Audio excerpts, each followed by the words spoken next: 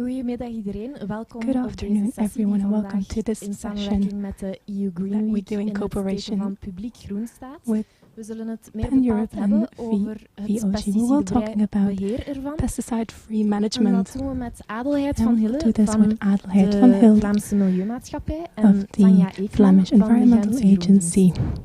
Zij zullen And vandaag Tanya hun from the ervaring Green delen Services. They will over share de their transitie experiences richting het concerning the pesticidevrij maken transition van de Vlaamse publieke ruimte. of the Eerst Flemish zal public Daniel spaces. Termont, de burgemeester van Gent, First, de Daniel filosofie Termont rond publiek groen in will de stad explain the toelichten. En philosophy of krijgen we green wat meer spaces in the city achtergrond over het and we hoe will en het waarom get van more de information Gentse transitie richting on een the pesticidevrije transition stad. to Maar a om te beginnen pesticide-free zal town. ik zelf even kort But toelichten wat Pan Europe doet in deze We will context. first Heel explain concreet what hebben we Pan een Europe do. campagne rond pesticidevrije steden First in of het all, leven we've geroepen launched en die campaigns steunt op 3 verschillende pijlers. that are based on Allereerst 3 is er een beleidsaspect First of all, waarbij there's we a nagaan policy waar en aspect hoe in het which beleid we in try to positieve find richting verandert. how we can change a policy En in a daar hebben positive we het way. onder andere over België, We're talking Duitsland, about Nederland, Belgium, Germany, Luxemburg, Denemarken en Luxembourg, Frankrijk. France, Denmark En and we volgen op France. wat er beleidsmatig gebeurt in Europa op And we vlak try to van monitor pesticidevrije what is initiatieven. happening in Daarnaast Europe. hebben we ook een gids ontwikkeld die apart als from that, we have leidraad voor developed steden dient, a guide, waarin some pioniers het hoe guidelines en het waarom van hun transitie aankaarten. the En reason tenslotte brengen we for ook the fysiek in transition. kaart And wat er precies finally, gebeurt. we also Enerzijds physically map out what is ontwikkelen we happening. daarom statistieken op basis We van have de developed resultaten van onze statistics based on the enquête, results of our die survey toelaten om inzicht that en allow overzicht us te to krijgen get an hoe het overview ervoor and staat insight op het lokale niveau. on En what is going on anderzijds local doen we level. ook een And mappingoefening we are also trying to met do a een mapping landkaart die exercise inspirerende pioniersteden aanduidt en with een a zoekfunctie map die toelaat om that na te gaan indicates the of een pioneer stad al dan regions niet to pesticidevrij see is. whether or not a city is Het overkoepelende pesticide-free. doel daarvan is een basis leggen voor het debat rond We would pesticidegebruik. like to get En a net op basis basis van for die debate informatie and rond de based on this voortrekkers en information, hoe ze bepaalde obstakels weten te overwinnen, we can see om how uitwisseling specific zowel op towns have regionaal als internationaal with vlak some te obstacles. stimuleren.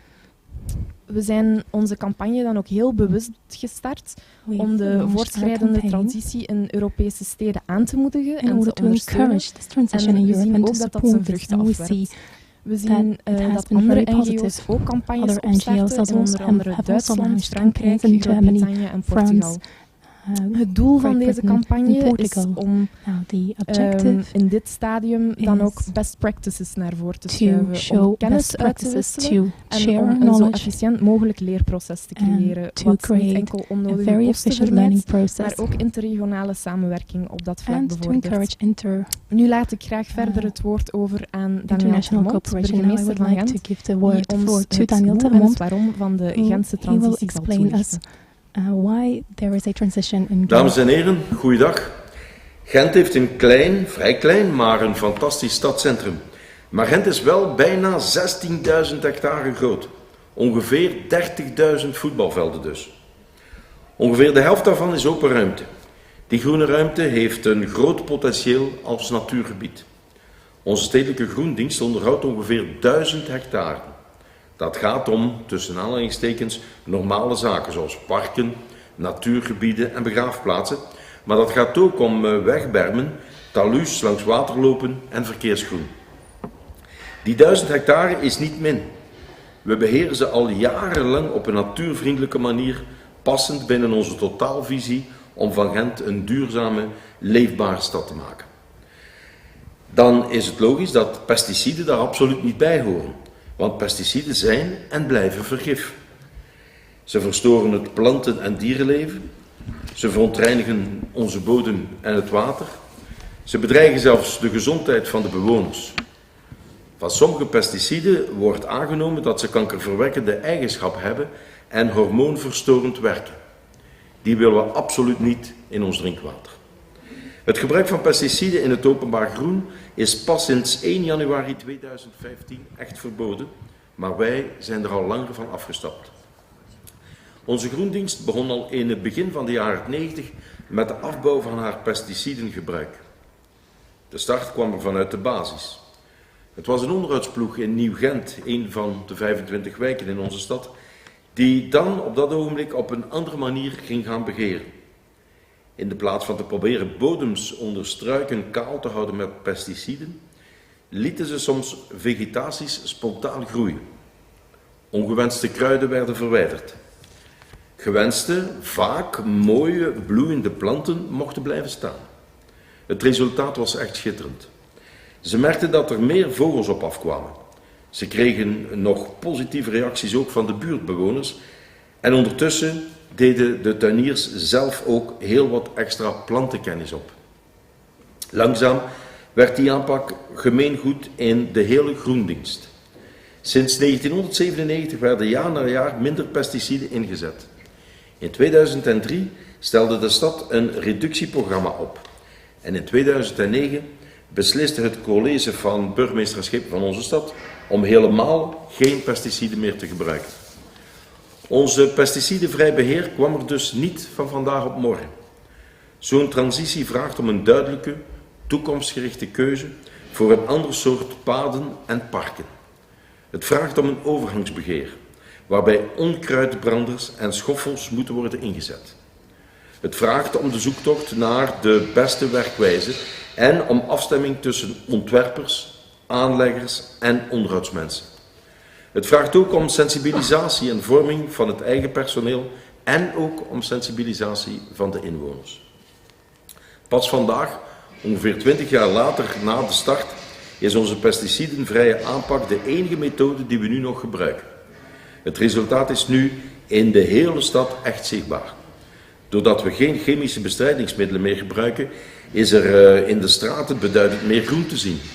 Er staan klaprozen, boterbloemen en madeliefjes aan de rand van onze trottoirs.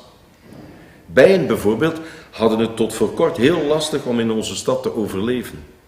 Vandaag geeft Gent enkele imkers die in de stad een gezonde omgeving vinden om hun bijen te kweken.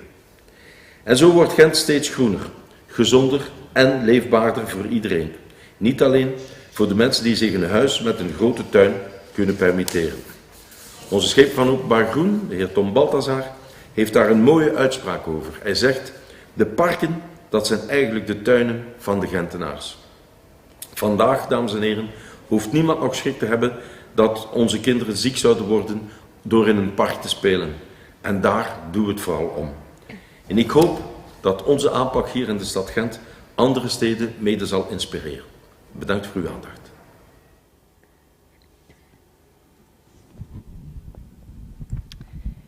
Hallo, mijn naam is Adelheid van My Hille. name is Adelheid van Hille. I work for the Flemish government. We hebben al heel lang een wetgeving. We already have a legislation that was stipulated from 2001 concerning pesticide reduction. It was for public administrations who had an obligation, as we have heard from Danielle Lamont, with a deadline for the 1st of January 2015. Municipalities were able to choose for a blanket ban from the 1st of January 2014 and a blanket ban to 2015. In 2019 we will add another important test, which is the pesticide test. I will explain this later on. In 2009 we had the Directive on Sustainable Use of Pesticides. It was a way to change our methods to manage pesticide-free. So it concerns all public services and commercial activities that are involved in this process, except for the agricultural activities. The public services still follow this ban from 2015, but also daycare centers and schools are included into this ban. As for the commercial activities, there is a ban for 6-meter radius alongside waters and the drinking water protection areas. These are areas that protect our drinking water. On other locations there is a minimal usage. So this transition overnight takes a long time, and that is why these commercial activities can still use them minimally. There is also a possibility to obtain exemptions in specific circumstances. The starting points of the Flemish legislation have stayed the same from 2001 onwards. Pesticides are harmful both for people and for the environment. Site management can deal with it without pesticides. What do we have? Well, we have the image, we can avoid it, and there are a lot of alternatives that we can use to avoid using pesticides. But therefore, we need raising awareness and giving information not only to citizens, but also to policymakers, to all staff in municipalities. So this awareness and information is essential. Now to explain all these points, you know, the first one, pesticides can be harmful, and you see all these symbols, all impact that they have. In fact, these products are approved to work, to use under very specific circumstances, but they need to be used correct, and that is not always the case. So they are harmful because they need to kill, in fact. Here we find an example of the impact of pesticides on our groundwater.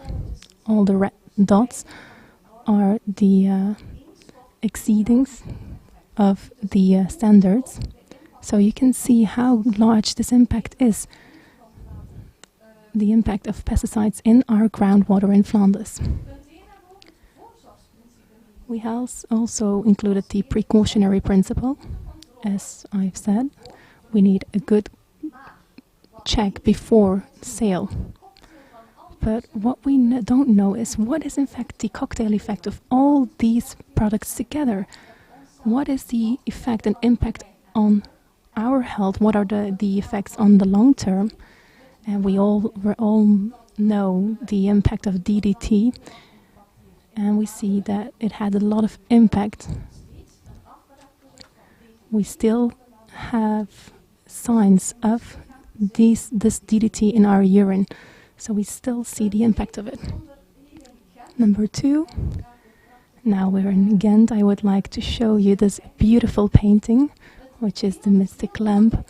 And image is very important in this context. If we take a look at this Mystic Lamp of Van Eyck, then we see that there is a kind of field with beautiful herbs, in fact. According to some people, it shouldn't be there, but this should be the standard image, an image that is accepted by everyone. Still 2 other images of a cemetery. On the left side, you see the traditional image of a lot of cemeteries in Flanders, and on the right side you see the new image. And I think in many more European countries, these new cemeteries are more accepted than here in Flanders. Here in Flanders we have a lot of deadly-like cemeteries. We want this image because there are also dead people lying there, but now we see a transition to more green cemeteries who have a kind of park purpose. And these become oases of rest. Important is the design and a good construction. In Flanders we have a tool which is the pesticide test. Apart from that, regular maintenance is very important. This pesticide test, what is it in fact? Well, the objective is to check if a design can be constructed pesticide freely. We have 2 guidelines. The first is of 2009, the second one is from 2015. In this new brochure of 2015, we've had a very important soundboard panel, and they tried to look what we had to modify and what the difficult points were. So it's a very interesting tool. I would like to explain a little bit more. This is the overview. a very important part are the general recommendations. People on site told us, you have to put it as a priority. Think about the management afterwards. You also have to include water in this design. Today, we see it's raining very hard. There are floods. And so we have to think how we can store or how we can include this water in this design and in this framework. Other important points are the budget, of course, green management, the accessibility, and so on. There are a lot of aspects that are included in this pesticide, and pesticide-free management is one of those. And here you see the importance of information and awareness. Another example are these pictures, one of a regional road. In the past, water was stored in gutters. Now it's not the case anymore. Now the water is flooding to the verges, to the canals apart from this, besides the street. And now there is a substrate in which the water can be stored, but after a while this is not the case anymore. The second point is to reconstruct. You see in the back the sweeping machine. You see one part of the pavement in which is not possible to walk. Now, we could think about reconstructing this pavement. The first one is the part where you cannot walk on. There, they constructed plant beds. And on the other picture, we see that they just removed this part. And this is possible in smaller allotments. So if the pavement isn't used, you can just remove it and replace it by greenery. I have another example. This is a traffic island. And between the cobblestones, you see that there are plants growing. Is that a problem? No, it's not. This island maintains its purpose, but it can be reconstructed by removing or repointing the joints with sand or other material, and that way the water can infiltrate. Or it is also possible to apply or construct a completely new island, to change the edges, for example, for the advantage of the sweeping machine.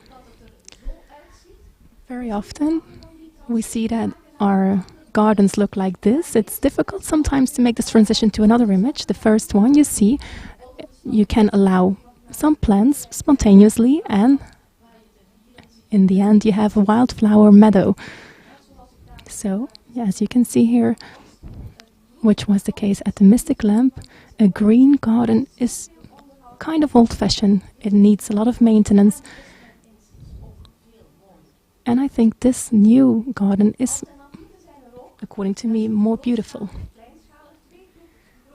There are also two alternatives. We have the mechanical and thermal alternatives.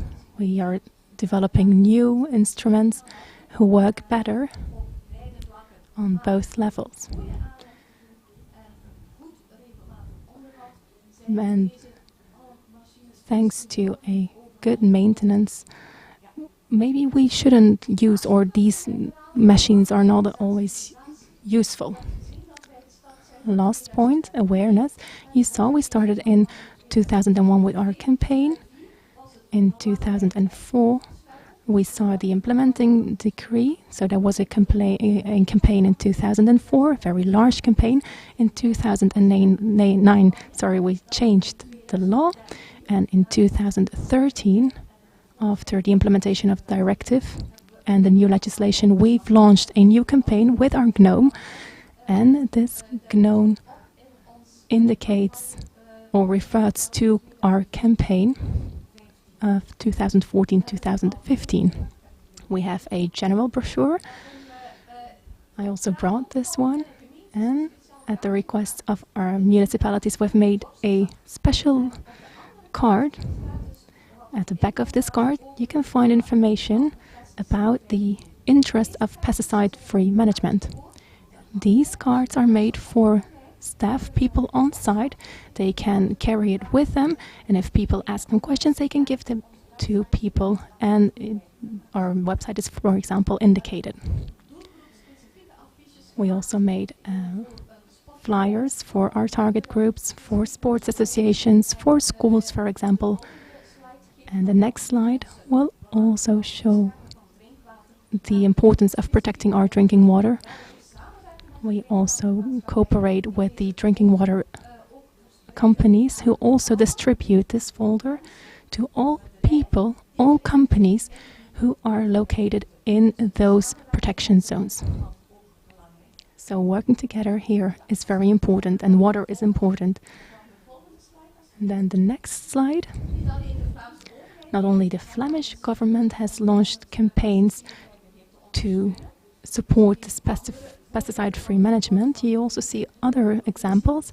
For example,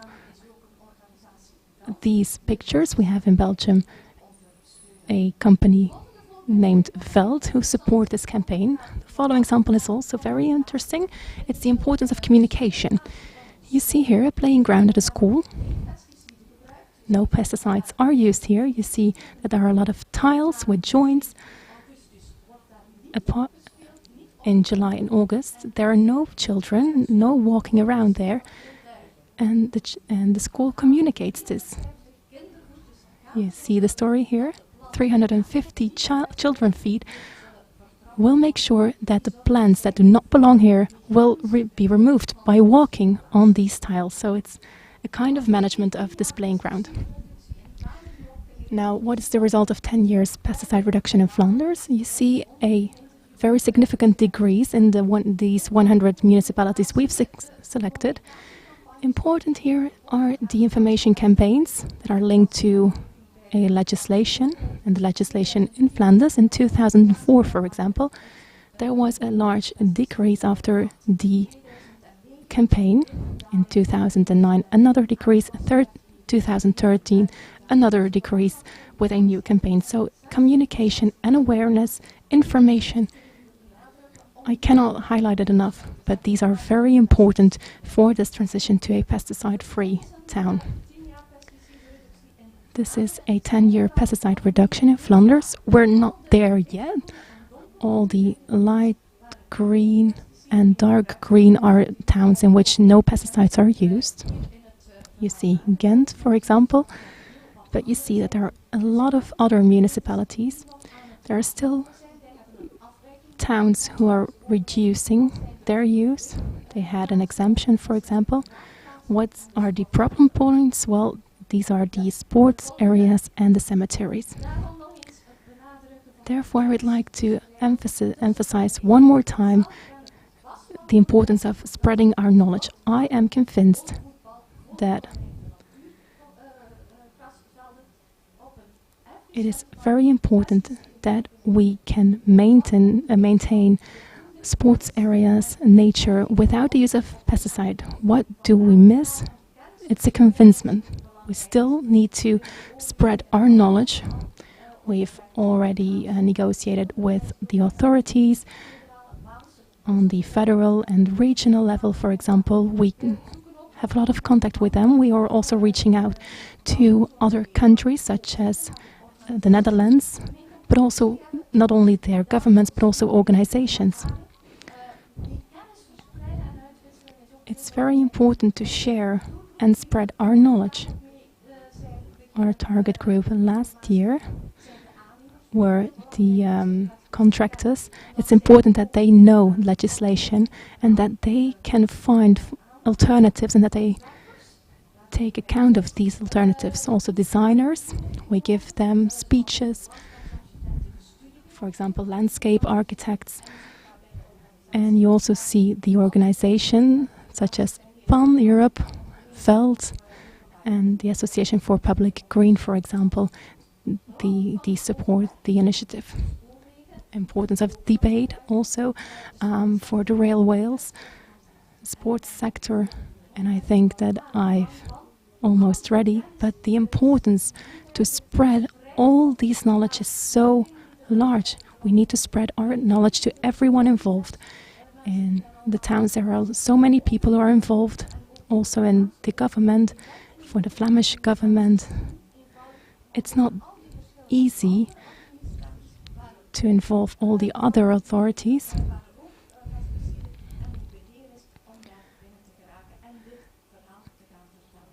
And therefore it's important to tell this story. Now the added value, we have biodiversity. You see the images here.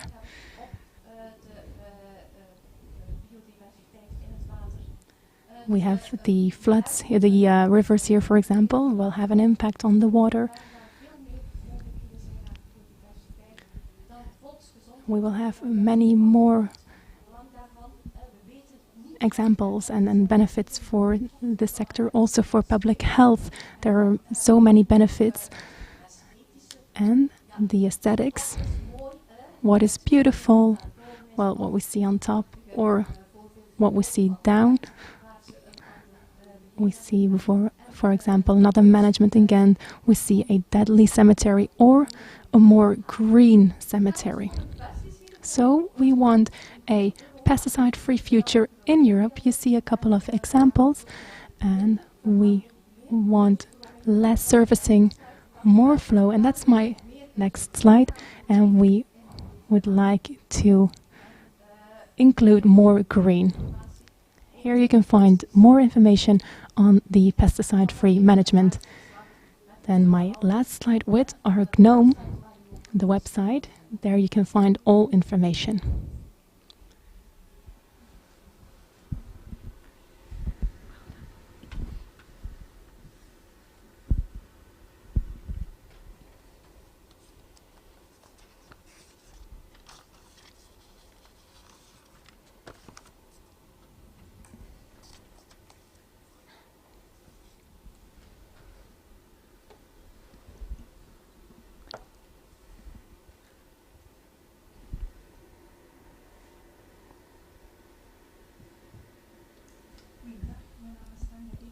Good afternoon, my name is Tanya.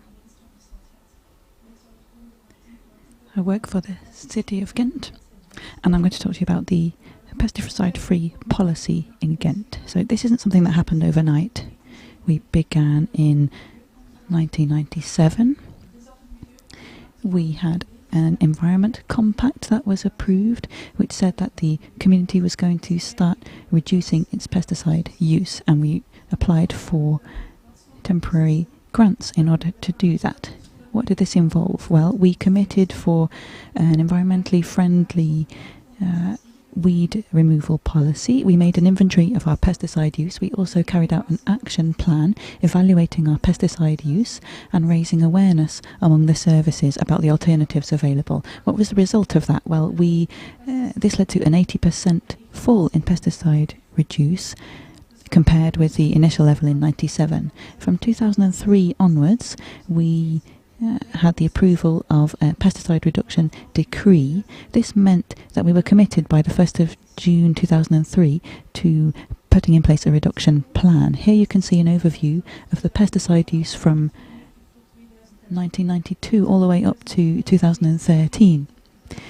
We were using about 1,000 kilograms of active substances in 1999, but this was reduced a great deal. We've reduced this over the course of 15 years down to 0. Just a couple of statistics about Ghent. We have about 250,000 inhabitants. We have a surface area of around 15,790 hectares, and these are managed by the environmental services. We're talking about 320 members of staff, 262 of which are full-time or the equivalent thereof. How did we split up these tasks in order to achieve zero pesticide use? There are a lot of things involved here. Firstly, we separated out the task between the different services of the council.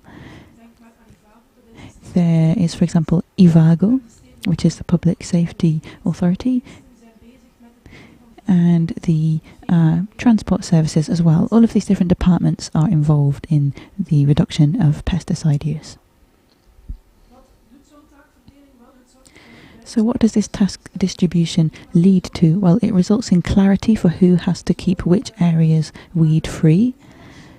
For example, the environmental services, the green services as they're known, were taking care of footpaths and other green areas, and the other city services were taking care of parks, car parks and sports grounds. It's also important to remember that there was a police regulation that says that residents of Ghent themselves had to keep the footpaths before their own dwellings clear of weeds, but they could not use pesticides for this purpose.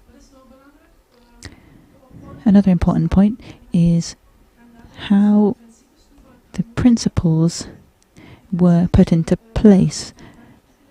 We have a holistic park and green spaces management set of principles, and this is an attempt to ensure a balance between people and the environment. And this has to be taken into account in our plans. So when it comes to changing our methods, we can no longer use certain methods to cut down plants or weeds. We instead have to scythe or choose to allow certain vegetation to grow spontaneously and weed them selectively. We can allow grass to grow over the bottoms of trees, or we can also plant shoots. And this is a green way of managing the area. Here's an example of an area in Ghent where trees were planted, and we planted shrubbery at the base to avoid this problem of weeds springing up. But here you can see that there are plants which have been allowed to grow spontaneously, and we haven't removed these. Now let's move on to plant beds and rose borders. This is in the Citadel Park in Ghent. You can see a lot of roses here, and usually we don't replant these. Instead we allow other plants to grow in between, ground cover plants that don't strangle the roses, and once the roots have grown deep enough, this makes sure that the roses aren't going to be damaged during hoeing or sweeping, and it also ensures that the roses don't produce so many thorns. We have here another example of rose borders with ground cover plants. Here is another example of a border which is maintained by sweeping, and we also have a number of set plants here that are planted. This is another image of the Citadel Park, and a photo of how things can look afterwards. This is a new park in Ghent where we have planted new shrubbery, and the ground cover plants have also been sown here. This allows for these plants to grow.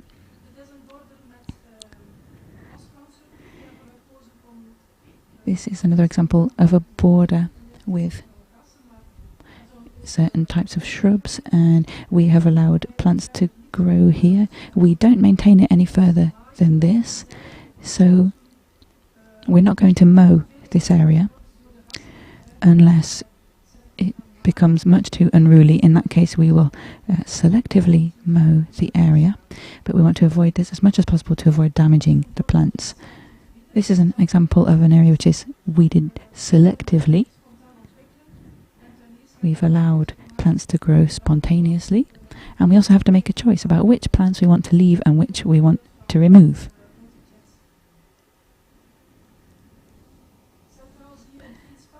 In the middle of this photo you can see a cycle path and 2 rows of trees on either side. This is an area where we used to remove weeds by spraying them, but now we allow vegetation to grow spontaneously around the bases of the trees. This is another example of a row of trees where we used to have pavement. It used to be surfaced, but you can also allow grass to grow in this area and mow it from time to time. You can see here another example of a tree base which has been planted around, and you can again choose which plants you want to allow to grow here and which ones you want to remove. We also used a number of alternative management techniques, and we also implemented prevention techniques as well. Hoeing and weeding are very well known, and these are logical procedures both on the surfaces and on the grassy areas themselves. We don't really tend to use the word weeds really, but we use the word undesirable plants. And we have made a great use of this weed brushing machine, which is very well known. It's not so much used at the moment, but it's a quick procedure. There are other procedures that we've used as well. We use sweeping machines in the Citadel Park, for example. We also use heating machines to heat the undesirable plants. But this is a technique which is also dying out, so to speak, because it takes a long time to treat every plant, and the result is a little less than what we hoped for.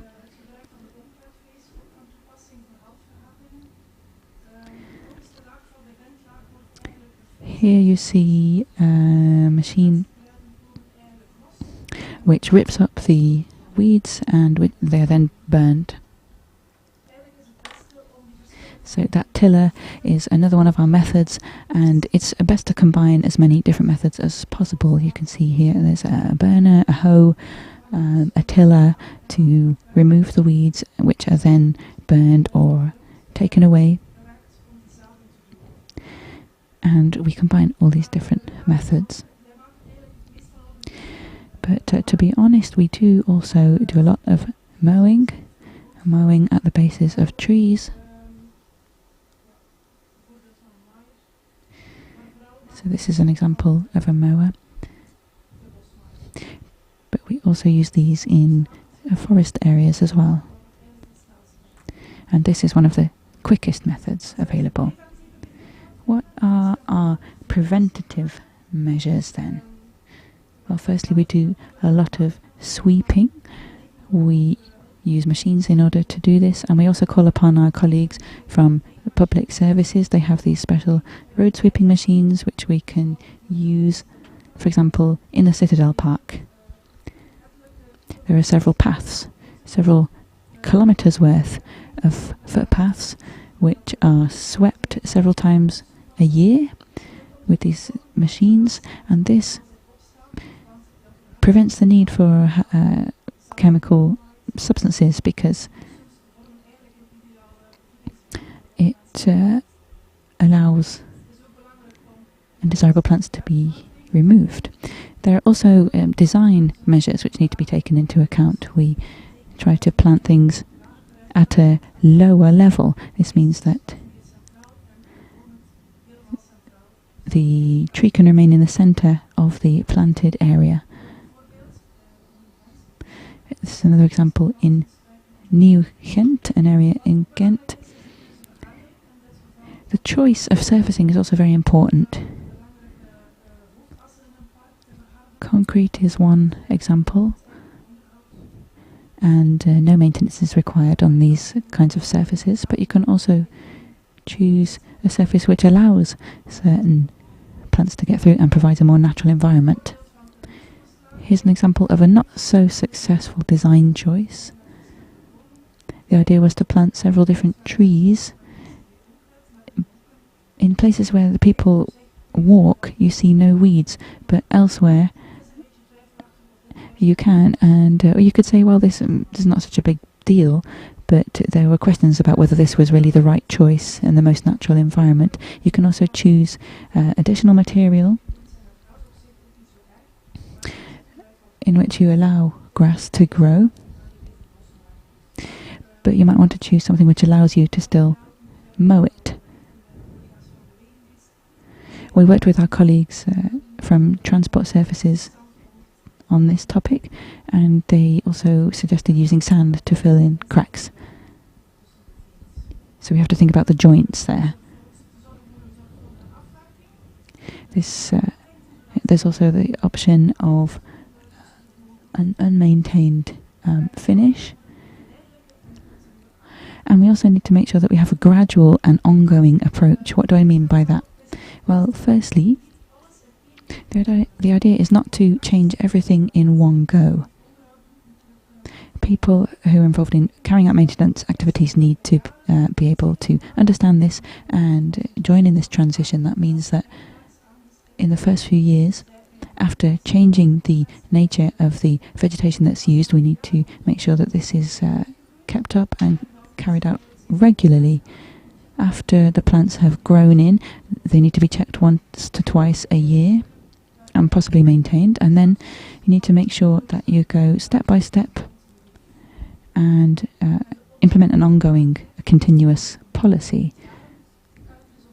Finally, it can take years sometimes to break down layers of vegetation which have grown. Awareness is also an important point, and training for employees. We try to encourage change and we try to encourage initiative, so it doesn't have to always come from the top. People who are carrying out maintenance activities should also feel free to take the initiative themselves and to put processes in place. After all, they have the most experience with this. We need a general training service, such as elementary basic plant knowledge, maintaining grassland, and so on. And what's also important is that as a service, we try to make sure that we provide internal training for our employees and for the green services. It's a train the trainer principle. We need ongoing monitoring.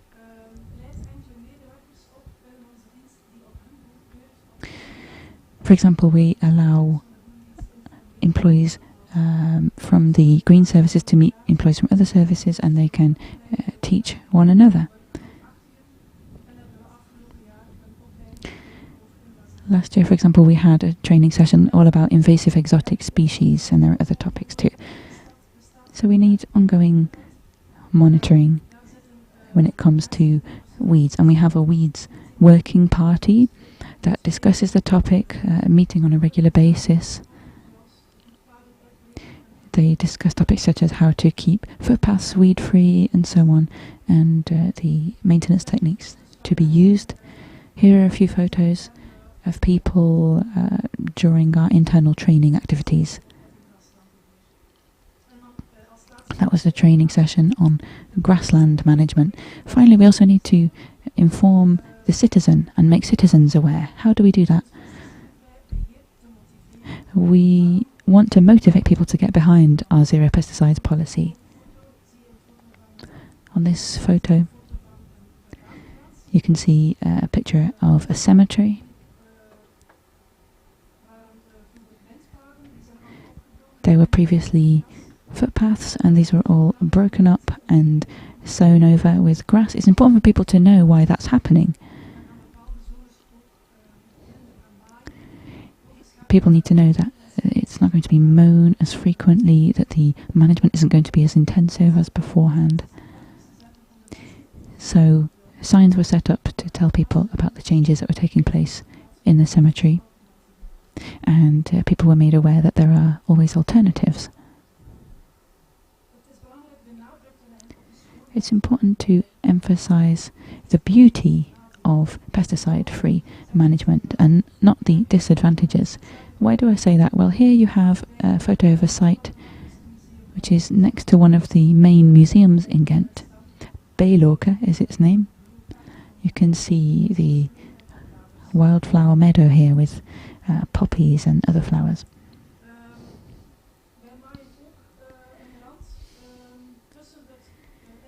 We also mow a border between the wild vegetation and grass. Here it's perhaps not so easy to see on the photo, but you have in any case a border, and next to this edge you have plants that are chosen and placed there deliberately, because we really select which ones to allow to grow and which ones to remove. So there's a clear distinction between intensive maintenance and non-intensive maintenance. Moreover, we're also advocating tolerance for weeds in the city in general. Here, it's clear that we need to develop this. We need to develop tolerance for weeds. You could actually say, look, this is a beautiful thing. These plants are to be welcomed. Here you can see plants growing around an artwork, and that's just part of the concept, because these plants are beautiful as well. Here you can see the contact information for our department, and I am available to answer further questions. Thank you.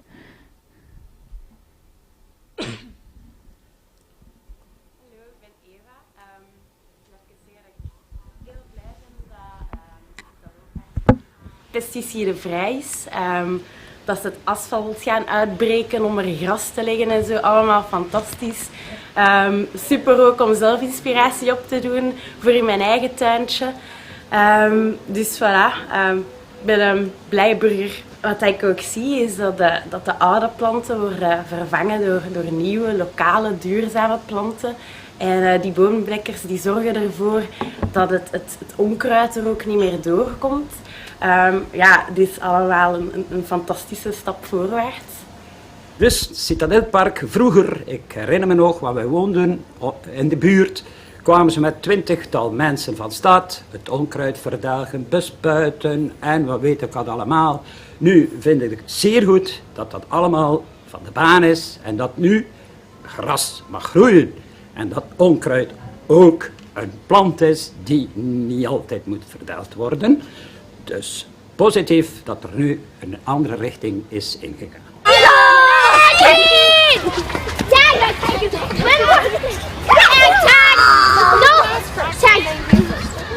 Hello, I'm one of the teachers from the International School in Ghent, and we're here with the children in the Citadel Park.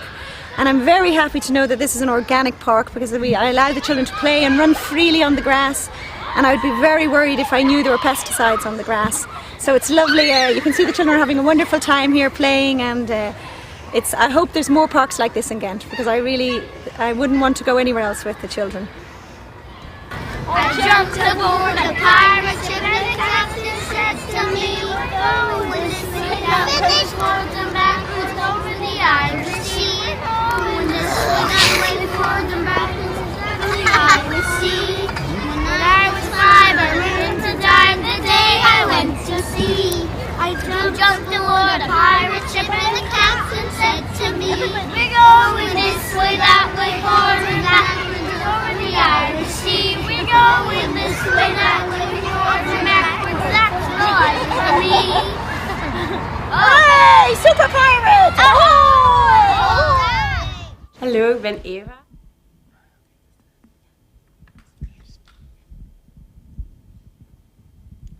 En dan gaan we nu over naar het live debat. To the live debate of this webinar. I will introduce I will give the floor to our new participants. I'm Jan Blomme. I'm responsible for the daily maintenance of the Citadel Park. I'm Koen Dieriks. I'm responsible for part of Ghent City, of the maintenance. And I lead, in fact, our management team and maintenance teams. And now we go on to the questions. Harriet Williams asks, is there a network in between institutions on the management? I would like to answer this myself. Not as far as we know. There is an exchange on an international level in between member states concerning the directive on sustainable use of pesticides. But creating a network is the objective of our campaign. In a starting phase, we emphasize on awareness and on explaining what is really happening. And we first start with the exchange of knowledge. And we will, of course, check if there is support on a European level. Next question. The costs of such a transition are often an obstacle. But what does these costs mean?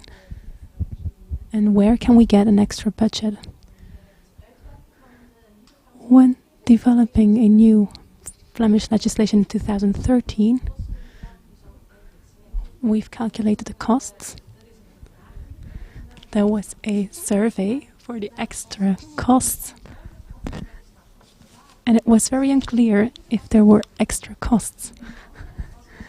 And sometimes there were more costs and other times less. So we just explained that we can manage in a different way, and then these costs might be lower, maybe some additions. Indeed, I think on the long term the costs will be less because you have to purchase less instruments. It's more a progressive process, a progressive approach. So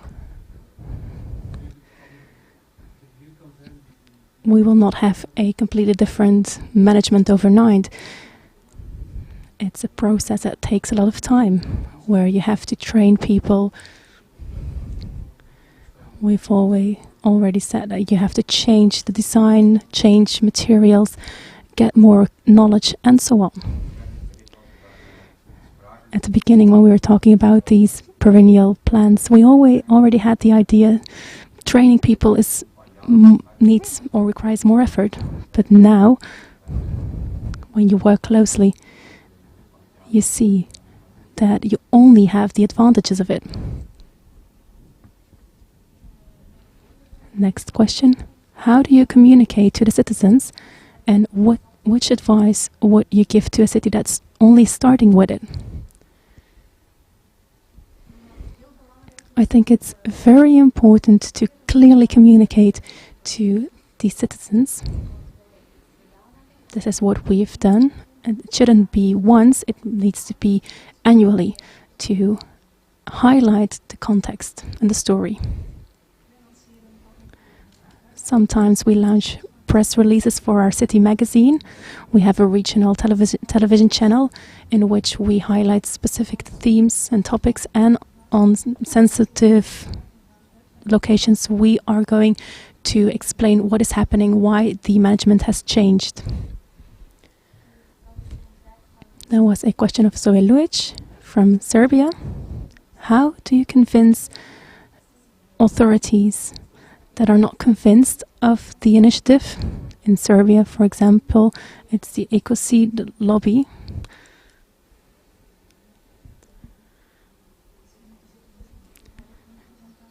Maybe you can look at our PowerPoint presentation as a good start.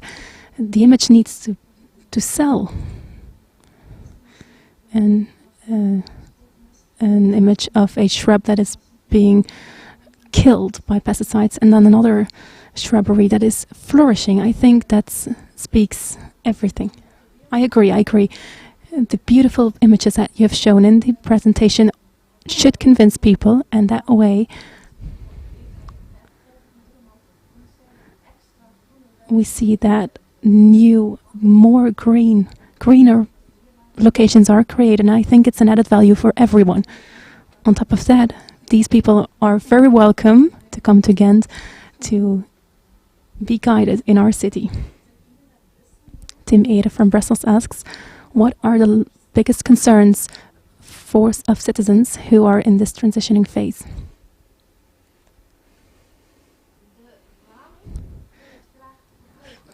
We in Flanders like it to be clean. And if you take a look at other countries, this cleanliness is less. I think in other countries it's much more easier to take the step to a pesticide-free management. If you take a look at the supermarkets, you see such a wide offer to cleaning products. So we here in Flanders, especially the elderly, like everything to be clean. So the story about convincing people that we can change the situation, that we can get another image which is better for our environment and ourselves, is, I think, very important.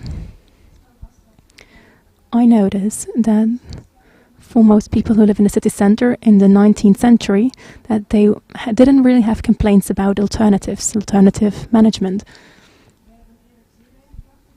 We didn't really have complaints. The complaints we get are more about illegal dumping, not really about herbs that are growing on undesired locations. I must say, my experience teaches me in a classical park where we killed everything with all kinds of servicing. They told us, well, we need to stop using these products. And I thought, well, what reaction will we get? All complaints went to our direction. They have supported us always. And now, for years, we only get positive reactions.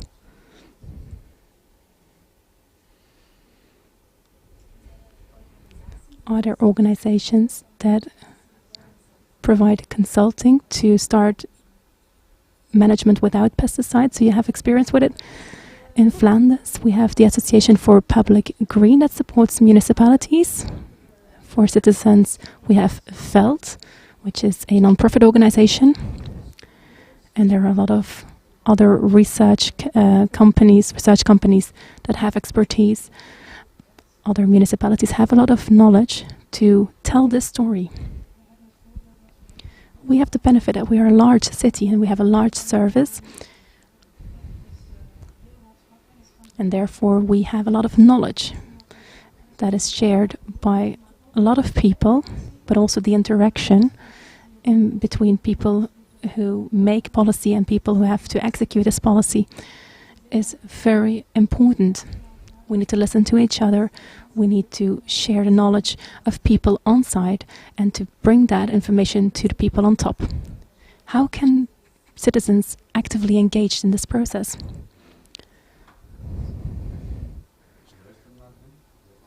We listen to their stories. They share information.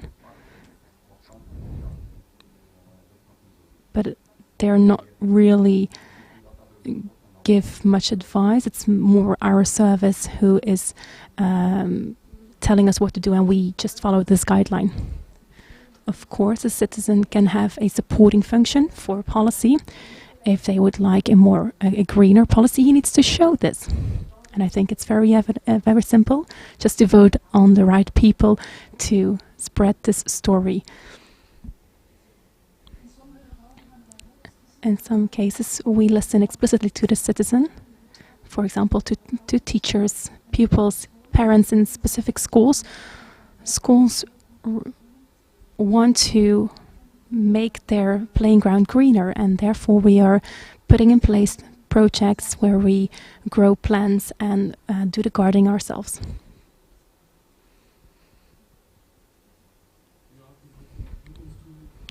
Also, for the future, citizens would like to take more initiative,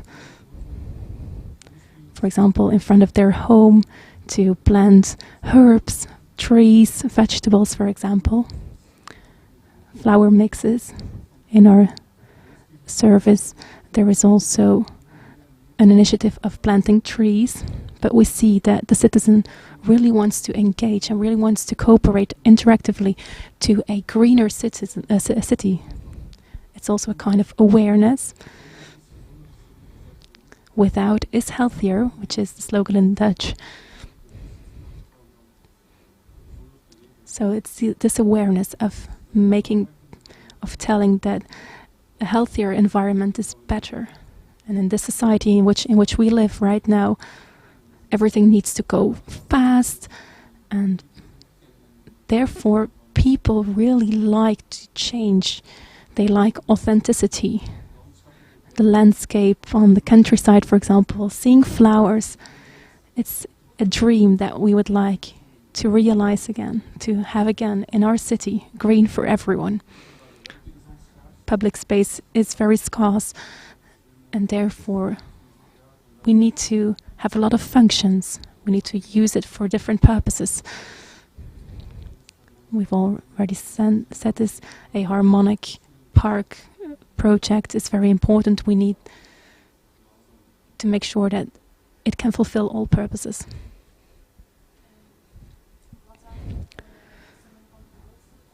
What were the largest technical challenges at the beginning of this transition to a pesticide-free management?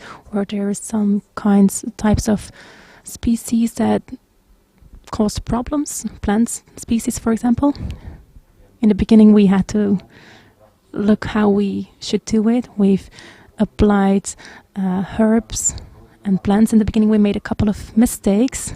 We've planted invasive species, for example.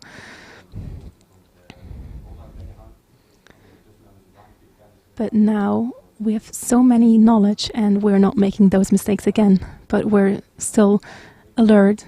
Also for plants that are growing spontaneously, we're always eradicating invasive species, and then we're taking a look at what we can do and what we can't. Important here is to grow the right plant on the right place and to have as much biodiversity as possible. In the beginning, we only used one or a couple of species on a large surface. And this implies that you have a kind of monoculture. And eventually other herbs will grow as well. And that is why we try to mix as much as possible to get a more diverse composition of plants.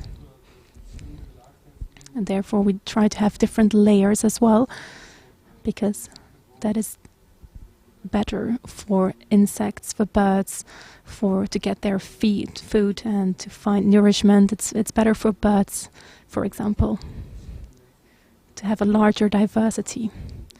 The richer the composition, the better. It's in fact like nature.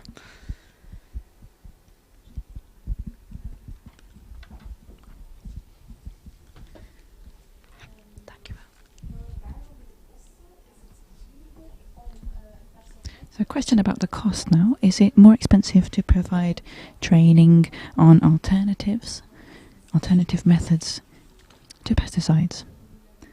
Do you have anything to say about that? Well, I think that's very important anyway, that you have training about botanical knowledge, about how to use certain machines, how you can manage green spaces most effectively. This connects very well to our topic. You need to be trained. Otherwise, you just can't carry out these tasks. That's a part of your normal training, I think. I can tell you that what's free, that's making people aware of fauna and flora and the things that are around them. And so that when they see a plant, they will enjoy that plant for what it is. That means that they're less likely to come to a park and complain about certain things. We need to encourage people to come into a park and be able to identify a plant. And this is something which many people are motivated to do already. Marta Vendelova asks whether there are alternatives to pesticides for railways.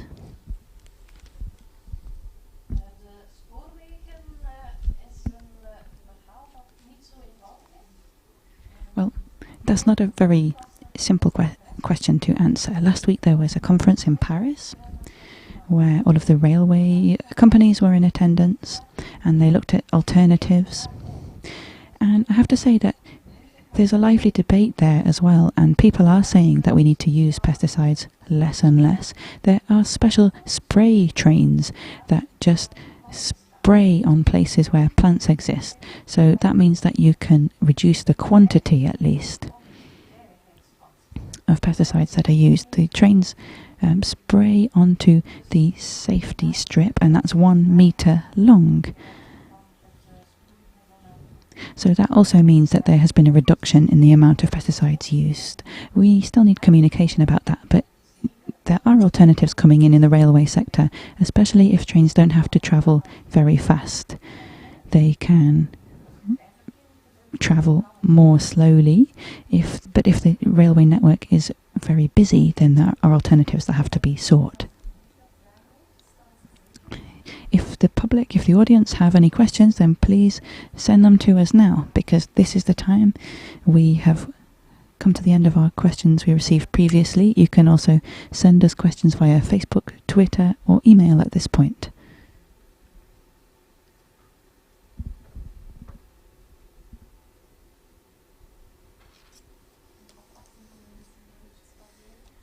While we wait, we will just take a short break.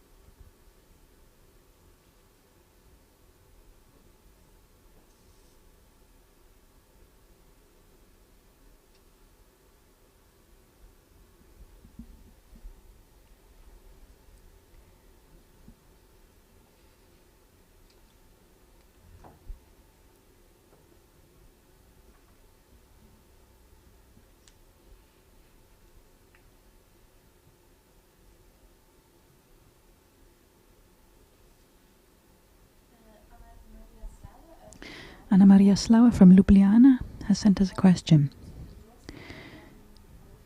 What have the biggest challenges been for Ghent up to now when it comes to the zero pesticide policy? Personally, what I've found a major challenge in a classical traditional park is that there are lots of ornaments, there are lots of monuments, and the main challenge was to introduce a zero pesticide policy in a short length of time. Yes, I'd also like to link up to that. The Citadel Park in Ghent is a park from the Romantic period. There are a lot of ornamental areas. It's based on an English garden style. There are lots of special types of plants which were brought in that needed a certain type of maintenance earlier. We needed to keep the ground very clear. Nothing else could grow there. You couldn't even walk on the grass. So there were special measures. But now every square metre is used or has been at least taken in hand, and it's a challenge to change the maintenance of this park, which is in a romantic style. It's a challenge to transform it into a park which can still be used now, and to implement this transition. There was an example shown earlier where we had rose bushes which were surrounded with a ground cover layer of vegetation which actually help the growth of the roses and which produce a better result than earlier. So that's certainly a major challenge. I think that there's still another even greater challenge which lies before us, and that's involving citizens in this whole story and garnering their support. I think that's my personal view, that that's our greatest challenge that lies ahead. But this is something which we can't take for granted. Something else which was a major challenge for our department was the cemeteries, making them greener and making them more environmentally friendly. we had a lot of feedback from citizens regarding this approach that really wanted to stick to a traditional intensive maintenance approach. So that's our major challenge. That's what we're working on at the moment. Thank you. Have any other problems come up which don't involve undesirable plants?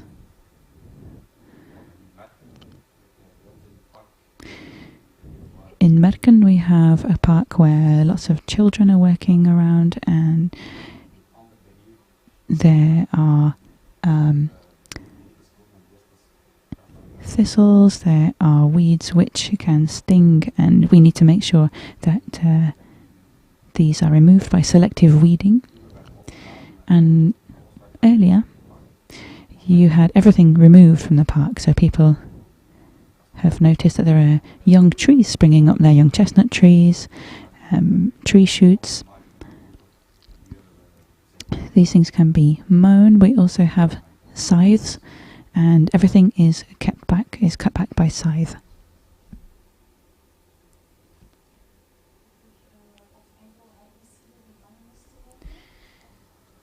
What about herbicides? Do they have to be do only herbicides have to be replaced, or are there alternatives for other pesticides too? Well, we don't use any more herbicides. Nature repairs itself in a natural way. Over the course of time, we notice that this problem solves itself.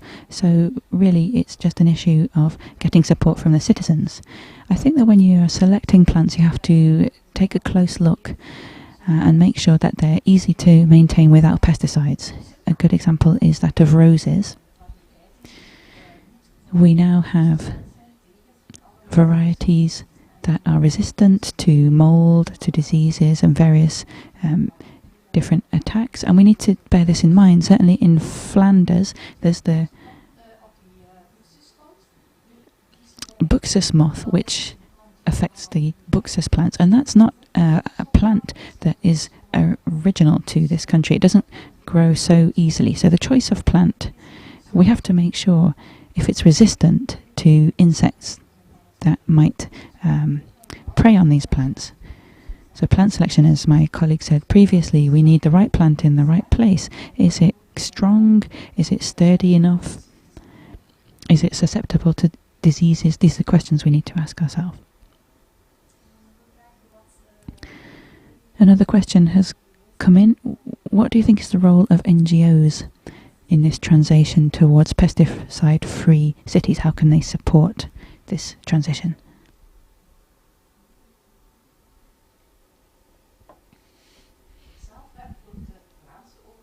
Well, personally, I work for the Flemish government.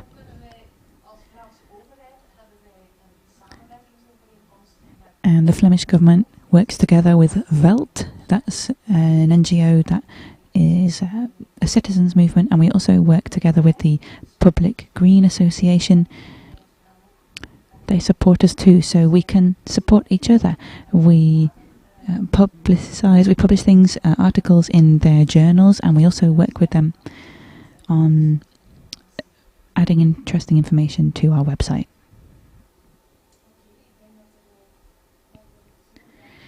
I don't see any further questions. I'll just wait for a moment.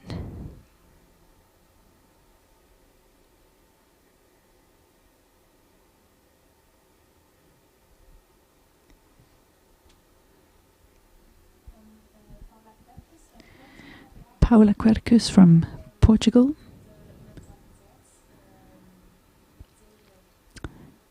is asking about the mindset and the image that people have of weeds.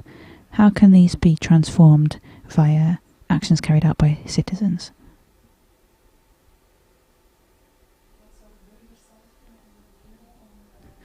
How can citizens themselves work to change these attitudes?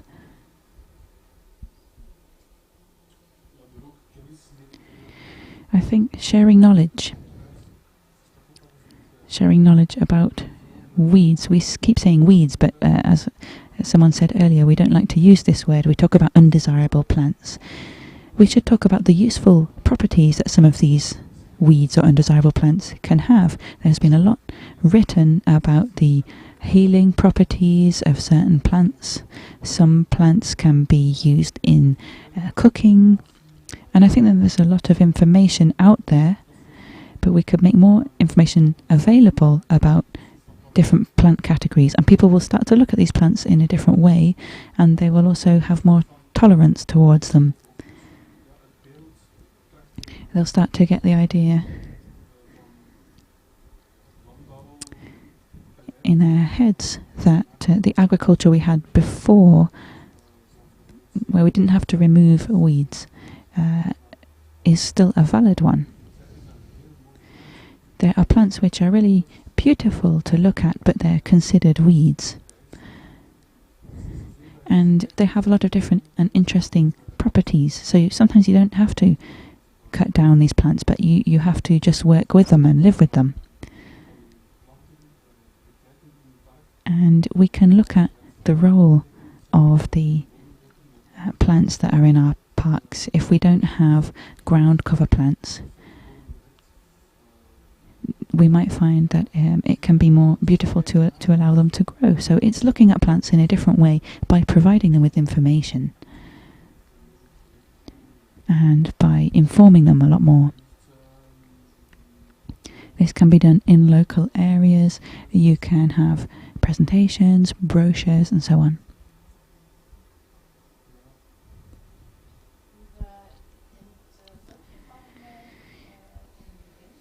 In the clip that we saw earlier on by Daniel Termont, the mayor, he was speaking about beekeepers, and in Ghent there are so many plants now that beekeepers have actually been able to establish themselves here and to keep bees.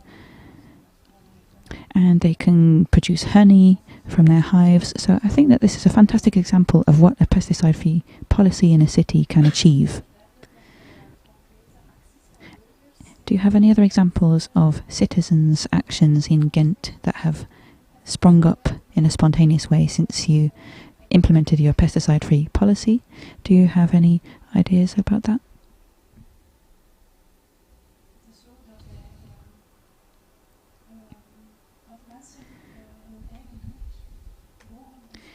Well, in their own local area, people can ask to maintain a certain green area. This happens in a very simple way in our local area. People can remove litter, they can maintain traffic signposts and so on, or they can form a group with people living in their area, with neighbours, and they can decide to plant on certain corners or little areas. We have someone who implemented this policy and started it off. There are bigger groups as well that decide to maintain larger areas of parkland, and there are various different initiatives out there. But of course we only support these measures if we're involved from the beginning.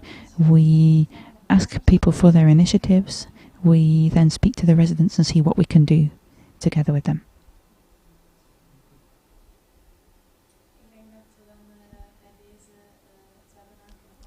Okay, well I think we're going to bring this webinar to an end. Thank you very much for being here, and we look forward to the follow-up from this. Thank you for attending.